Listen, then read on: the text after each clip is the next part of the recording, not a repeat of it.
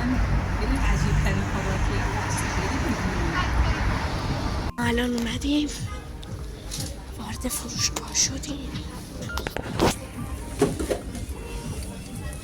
یه سر بعد داریم دیگه بریم خرید چیزای عجیب. آماده ای؟ بریم. ما خریدمون رو کردیم و بریم خونه دیگه بهتون نشون بدیم.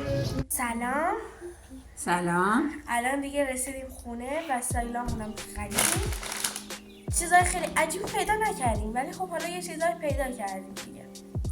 بریم که دیگه با هم تستش کنیم. خانم اول میخوام با چیزی که خیلی عجیب نیست شروع کنم. این چیه؟ چیه؟ فکر میکنی این چیه؟ چیه؟ کنم خیلی هاتون این رو دیده باشید. این پشمک. پشمک؟ حالا گوش کن. این پشمکیه که وقتی میذاری تو دهنت بعد یه مدت آدامس میشه. آها. درست. بذار بازش کنی.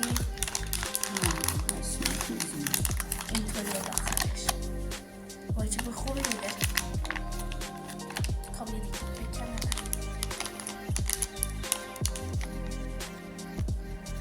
مرسی.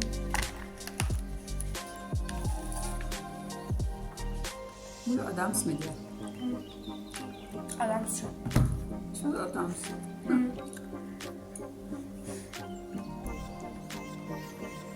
خوشمزه.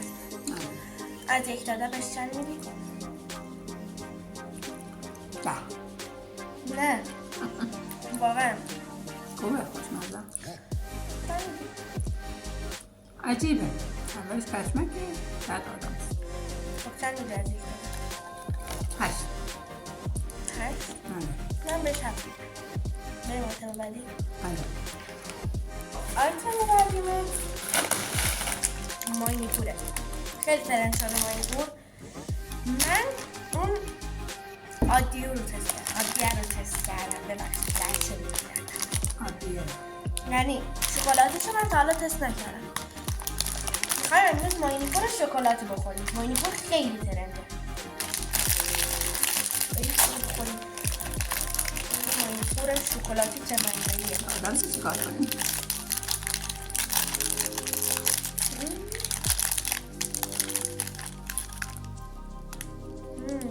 اون نون میده.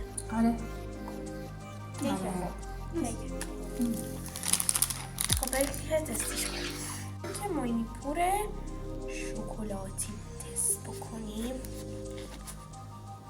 خب وسطش اینطوریه. آره خانم بیا مرسی. بریم که بخوریم.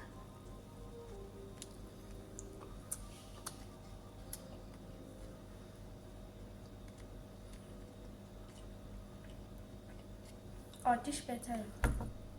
خود خشک روش نه؟ آره ولی اون آتیشی شکلات وسطش داره قدر زیاده خیلی بهتر. ولی این هم بد نیست ولی اونو من خیلی بیشتر دوست دارم. از این دادرش چند میده؟ 7. 7؟ من 7 رو نمیدم. بریم آیتم بعدی. بریم سراغ آیتم بعدی. فکر میکنی چی؟ تخم هست دیگه. نه تخم. تخمه رو نه دیگه چی نخواستم.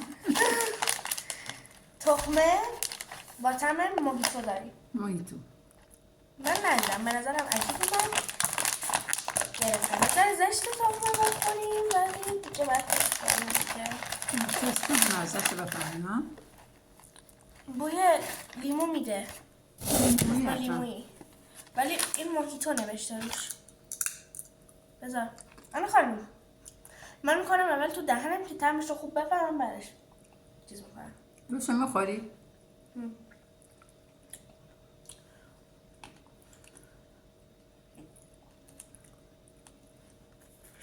خیلی خوب نیست نه؟ مزه لیمویی میده. الکی روش یه موهیتایی نوشتن که مردم برن بخرن. از این داده بشن میده. 5. خیلی خوب نیست. من 4 میدم. بریم سراغ آیتم بعدی. آیتم بعدی این این ساندویچ. ساندویچ. نه از اون اولا بیاد یا بذار آخر. صبر کن این آخر. آنا خانم، فعلا اینو داریم.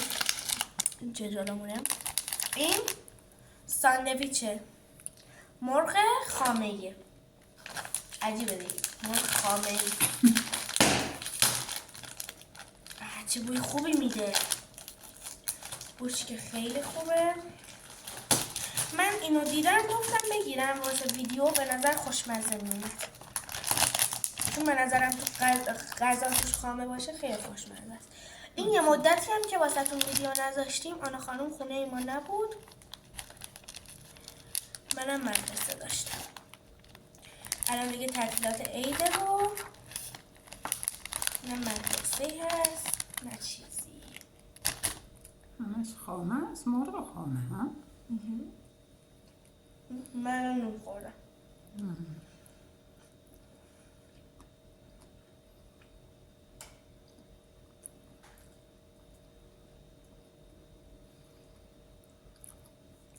بهتر از بقیشه. نه؟ خوشمزه.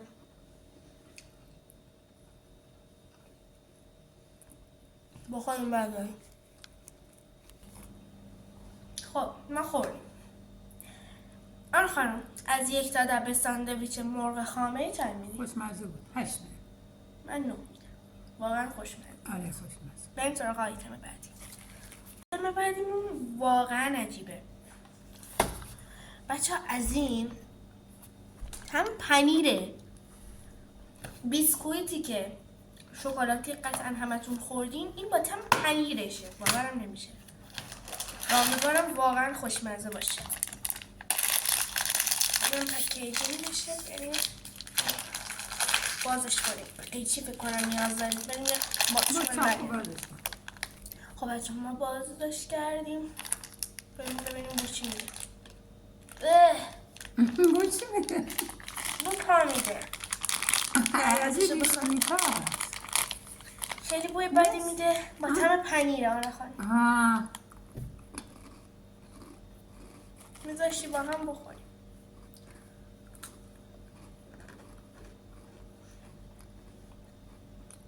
مزه پنیر میده.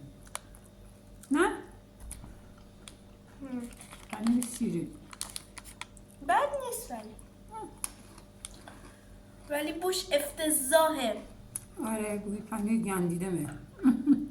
آره از 1 تا 10 بهش چند میدی؟